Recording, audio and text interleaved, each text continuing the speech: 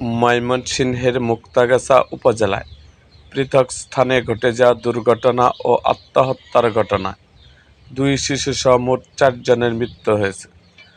গতকাল রবিবার উপজেলার কাশিমপুর ও তারাটি ইউনিয়নে এসব ঘটনা ঘটে।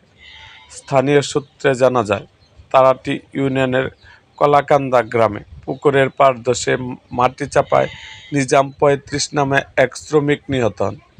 তিনি ড্রেজার মেশিন দিয়ে বালু উত্তোলনের কাজ করার সময় হঠাৎ পাড় ধসে তার উপর পড়ে যায়। পরে স্থানীয়রা উদ্ধার করে বের করলেও ততক্ষণে তার মৃত্যু হয়। একই ইউনিয়নের শশা গ্রামে গলায় ফাঁস দিয়ে এক ব্যক্তির আত্মহত্যার ঘটনা ঘটে। খবর পেয়ে পুলিশ ঘটনাস্থলে মরদেহ উদ্ধার করে প্রয়োজনীয় আইনগত ব্যবস্থা গ্রহণ করে। অন্যদিকে ৯ নং কাশিমপুর ইউনিয়নের রঘুনাথপুর মধ্যপাড়া গ্রামে বাড়ির পাশের একটি পুকুরে ডুবে 2 শিশুর মৃত্যু হয়েছে।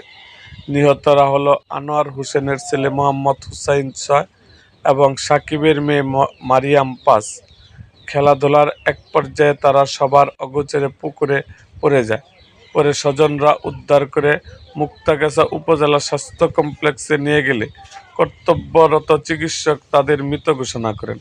মুক্তাগাছা থানার ভারপ্রাপ্ত কর্মকর্তা ওসি কামরুল ইসলাম জানান, পৃথক ঘটনাগুলোর বিষয়ে পুলিশ প্রয়োজনীয় তদন্ত আইনগত কার্যক্রম পরিচালনা করছে।